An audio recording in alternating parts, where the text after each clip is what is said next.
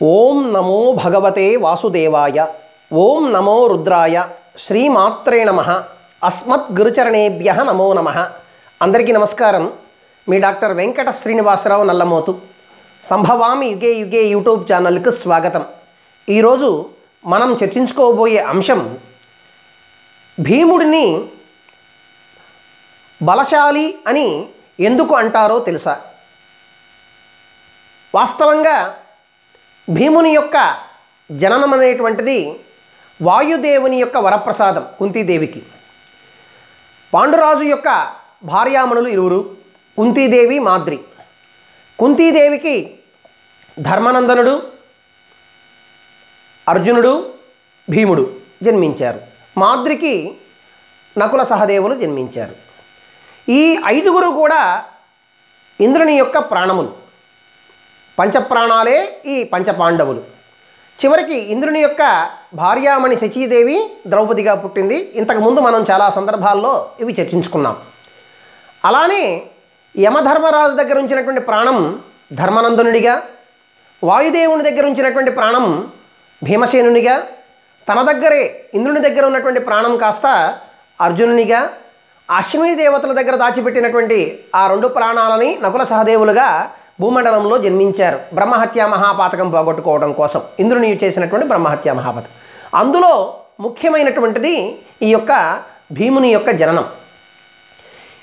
వాయుదేవుని యొక్క వరప్రసాదమే కుంతీదేవికి ఈ భీముడు జన్మించడానికి కారణమైంది. ఈయన పాండవులలో మధ్యముడు. అన్యాయాన్ని అసలు సహించనటువంటి వాడు భీముడు. బలశాలి. ఆ బలశాలి మాత్రమే కాదండోయ్, మంచి మనసున్నటువంటి మహారాజు, మనసున్నటువంటి వాడు. అయితే మహాభారతంలోని కొన్ని సంఘటనలను ఆధారితం చేసుకొని భీముడు ఎంతటి బలశాలియో, ఆయన మనస్సు ఎంత గొప్పదో, ఎంత ఉన్నతమైనదో అనేటువంటి విషయాలని ఈరోజు మీ ముందుంచదలిచాను. చాలా ఆసక్తికర విషయాలనేటువంటివి కూడా అన్నీ ఇప్పుడు మనం తెలుసుకుందాం. భీముడు పుట్టిన 10వ రోజు కుంతి, పాండురాజులు ఇరువురు కూడా బాలుణ్ణి తీసుకొని వనదేవత ఆశీర్వాదానికి వెళ్ళారు. ఆ వెళుతున్నటువంటి సమయంలో ఒక పెద్ద పులి వారిపై దూకటానికి ప్రయత్నం చేసింది. ప్రాణాలు కాపాడుకునేటువంటి ప్రయత్నంలో ఈ పాండురాజు, కుంతి ఇరువురు కూడా ఆ భీమసేనుణ్ణి, ఆ కుంతి చేతుల్లో నుంచి భీమసేనుడు అలా జారిపోయాడు, కిందకి పడిపోయాడు, రాయి మీద పడిపోయాడు. చివరికి కుంతి, పాండురాజులు ఇరువురు కూడా భయపడిపోయి భీముడికి ఏదో అయిపోయిందేమోనని అలా బాధతో చూడగా ఆ రాయి తునాతునకలైపోయింది. భీముడు ఏ రాయి మీద అయితే పడ్డాడో ఆ రాయి తునాతునకలైపోయింది. కానీ భీమసేనుడు మాత్రం నవ్వుతూనే కనిపించాడు. 10వ రోజు బిడ్డడే. అంతటి బలం భీముడిది. చూడండి ఎంత గొప్ప విషయం. అలానే కాలక్రమేణా కాలం గడిచి వస్తున్న కొంది కౌరవులు చిన్నతనంలో భీముడికి విషం పెట్టి బంధించి నదిలో పడివేశారు. కానీ అవేవి కూడా భీముడి ముందు పనిచేయాల. ఆ భీముడిని ఏమాత్రం బాధించలేకపోయింది. ఎందుకంటే భీముడు హృదయం చాలా సరళమైనది, చాలా ఎత్తులతో కూడుకున్నటువంటి, ఎన్నో యుక్తులతో ఉన్నటువంటి అతని యొక్క విషయం అనేటువంటిది ఎప్పటికీ కూడా ఎవ్వరికీ కానరాదు. ఎందుకంటే ఎత్తులు కుయుక్తులు అనేటువంటి భీముడికి ఎప్పటికీ తెలియదు. మంచికి సహకరించడం, చెడును నిర్మూలించడం అనేటువంటిదే ఆయన ఆయుధంగా, ఆయన మాత్రం అదే భీమునికి తెలుసు. ఆయన ఆయుధం కూడా అదే. అందుకే కౌరవులు ఎన్ని పన్నాగాలు పన్నినా సరే వారిపై ఏమాత్రం ద్వేషం అనేది భీమసేనునికి లేదు. ఎందుకంటే వారందరూ కూడా సోదర సమానులు కాబట్టి, దాయాదులు కాబట్టి. భీముడు వారిలో చెడును మాత్రమే తట్టుకోలేకపోయాడు, కానీ వారి పక్షాన మాట్లాడేటువంటి పెద్దల పట్ల కూడా ద్వేషం కాక కోపం మాత్రమే ప్రదర్శించేవాడు అప్పుడప్పుడు. అంతేగాని ద్వేషం అనేటువంటిది ఎప్పుడు ఉండదు. ఒకసారి ఈ విషయం మీద కొంత అవగాహన మనందరం తెలుసుకోవాలి. ఎవరైతే మన ఎదురుగా వచ్చి మనలో ఉన్నటువంటి లోపాలని ఎత్తి చూపిస్తారో అట్టివారు మనకి మిత్రులతో సమానం. వారే మన శ్రేయోభిలాషులు. కానీ ఈ సమాజం ఏం చేస్తుందంటే ఎవరైతే మీ దగ్గరకు వచ్చి లోపాలు ఎత్తి చూపిస్తున్నారో వారి మీద ద్వేషం పెంచుకుంటుంది. చాలా పొరపాటు. భీముడి దగ్గర నుంచి అది నేర్చుకోవాలి.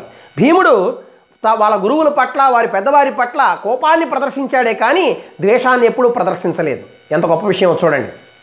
అలానే తల్లిని అమితంగా ప్రేమిస్తూ అన్నమాటలకు కట్టుబడి సోదరులను ఆదరిస్తూ ఆ బ్రతికినటువంటి మహానుభావుడు భీముడు. ప్రతి అనుకూల పరిస్థితుల్లోనూ అననుకూల సమయాల్లోనూ ప్రతికూల సమయాల్లోనూ వారందరికీ అండగా నిలబడినటువంటి మహానుభావుడు భీమసేనుడు. ఎందుకు?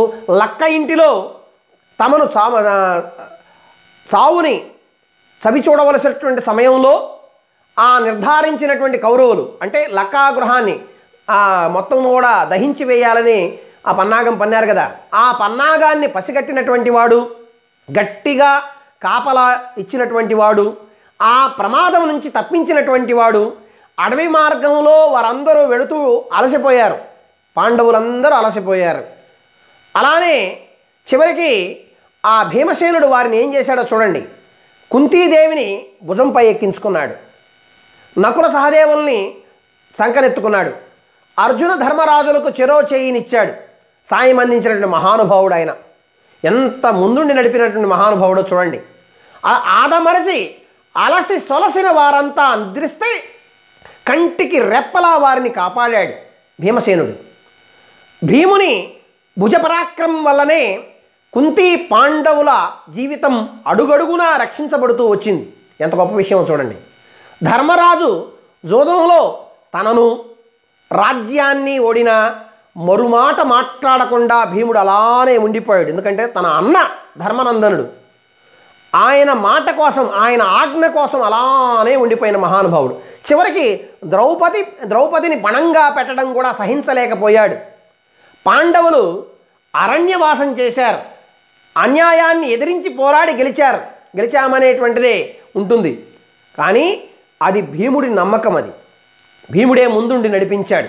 అంతెందుకు, ఎంత విషయం చూడండి. అరణ్యవాసంలో పాండవులకు ఎదురైనటువంటి అనేక సమస్యలను భీముడే దగ్గరుండి పరిష్కారం చూపించాడు. అలానే అజ్ఞాతవాసంలో ద్రౌపదిని హింసించినటువంటి కీచకుణ్ణి అత్యంత భయానకంగా చంపినటువంటి వాడు భీముడు.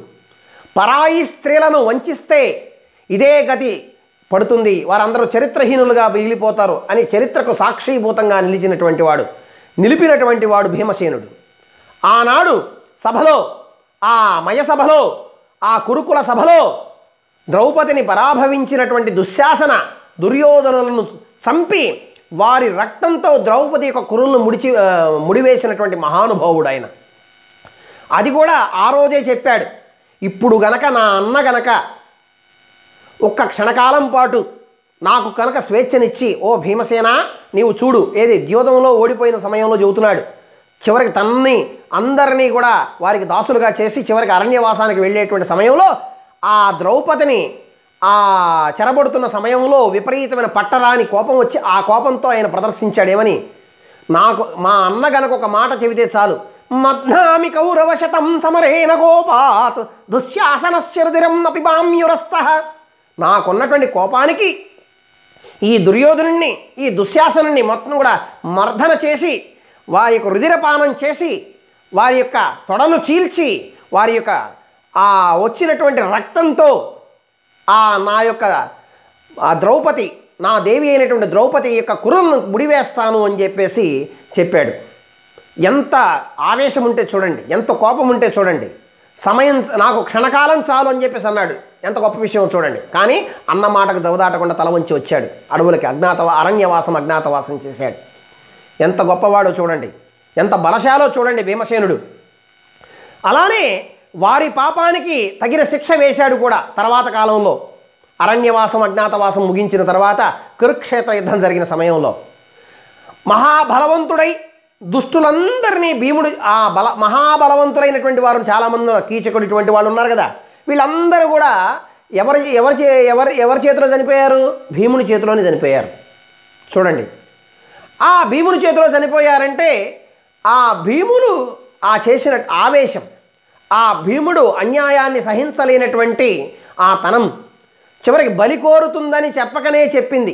మన ఆవేశం ఎప్పుడైనా సరే బలి కోరుతూనే ఉంటుంది. కాబట్టి న్యాయ మార్గంలో మనం నడవాలి. అందుకే మహాభారతంలో భీముడు అంటే అందరూ అమితంగా ఇష్టపడుతూ ఉంటారు. అంత గొప్ప సౌహార్ద హృదయం కలిగినటువంటి వాడు, అన్యాయాన్ని సహించలేనటువంటి వాడు, ఆపదలో ఎవరున్నా సరే అందరినీ కాపాడేటువంటి వాడు. అందుకే మహాభారత ఇతివృత్తాన్ని తీసుకొని భాస మహాకవి మధ్యమ వ్యాయోగం అనేటువంటి ఒక చక్కగా రూపకాన్ని నాటకాన్ని రచించాడు. అక్కడ కూడా కేశవ శాస్త్రి అనేటువంటి ఒక బ్రాహ్మణోత్తముడు, ఆయన యొక్క భార్యామణి, ఆ ముగ్గురు పిల్లలు, వీళ్ళందరినీ కూడా ఆ మధ్యమ వ్యాయోగంలో కాపాడాడు. ఆ నాటకంలో చివరికి ఆహారంగా ఈ యొక్క బ్రాహ్మణ కుటుంబంలో ఎవరో ఒకరు వెళ్ళవలసి వస్తే కుమారుల్లో ముగ్గురులో ఈయన నేను మధ్యముండి కాబట్టి నేనే వస్తానని వెళ్ళి అక్కడ ఆ హిడింబకు కోరుకున్నటువంటి ఆ యొక్క ఉపవాస దీక్ష సమయంలో ఈ యొక్క కుమారుడు అయినటువంటి ఘటోత్కచునికి ఆ భీమునికి సరైనటువంటి నీకు తండ్రికి తగ్గ తనయుడిగా నేను పెంచానని చూపించడం కోసం రాబోయే కాలంలో కౌరవుల పైన ధర్మయుద్ధం చేసేటువంటి సమయంలో నీకు ఇతను ఉపయోగపడతాడు, నీ కుమారుడు నీ అంశీభూతుడు అని చెప్పి చూపించినటువంటి విధానం ఆ యొక్క నాటక సుఖాంతానికి. అక్కడ చూడండి, వాస్తవంగా ఈయన అరణ్యవాసంలో ఉంటున్నాడు. అరణ్యవాసంలో ఉన్న సమయంలో ధౌమ్యుడు, ఆ యొక్క పాండవుల యొక్క కులగురువు అయినటువంటి ధౌమ్యుడు, పురోహితుడైనటువంటి ధౌమ్యుడు శతకుంభం అనేటువంటి యజ్ఞం చేస్తున్నాడు. ఆ యజ్ఞానికి ఈ పాండవుల్లో ధర్మనందనుడు, అర్జునుడు, నకులు, సహదేవులు, ఆ యొక్క ద్రౌపదీదేవి బయలుదేరి వెళ్ళారు ఆ యజ్ఞ ఫలాన్ని పొందడానికి. ఆ ఆశ్రమానికి రక్షణకర్తగా పాండవ మధ్యముడైనటువంటి భీముడినే పెట్టారు. అదే సమయంలో ఇక్కడ ఉపవాస దీక్ష పూనింది. ఇలా అయినా సరే భీమసేనుడికి ఘటోత్కచుడికి చక్కగా సంధి చేయాలి, వీరిరువురిని కలపాలి, తండ్రికి తగ్గ తనయుడు నా దగ్గర పెరుగుతున్నాడని హిడింబ తన భర్తకు చెప్పాలని సంకల్పించుకొని పంపించింది. ఎవరిని? భీమసేనుని తీసుకువస్తాడనే ఉద్దేశంతో. ఇక్కడికి వచ్చి బ్రాహ్మణ కుటుంబాన్ని ఆపాడు. అది దూరంగా విన్నాడు, మధ్యమా అని కేకేస్తుంటే వెంటనే వచ్చాడు, వచ్చి వారిని రక్షించాడు. అది క్షాత్రధర్మం అంటే. అది భీమసేనుడికి ఉన్నటువంటి గొప్ప బలశాలి, కుశాగ్ర బుద్ధి, మంచి శౌర్య పరాక్రమాలన్నీ కూడా భీమునిలో ఉన్నాయి. అటువంటి భీముడు ఎంతో యోధుడు. కంటికి రెప్పల అన్నల్ని, తమ్ముళ్ళని, భార్యను కాపాడుకున్నటువంటి వాడు మహానుభావుడు. భీముడంత శ్రామికుడు, భీముడంత బలశాలి, భీముడంత యోగ్యం కలిగినటువంటి వాడు ఈ లోకంలో లేడనటానికి ఇదే మనకి ముఖ్య నిదర్శన ఉదాహరణము. ఈ వీడియో కనుక మీకు నచ్చినట్లయితే సంభవామి యుగే యుగే యూట్యూబ్ ఛానల్ సబ్స్క్రైబ్ చేయండి, అందరి చేత చేయించండి.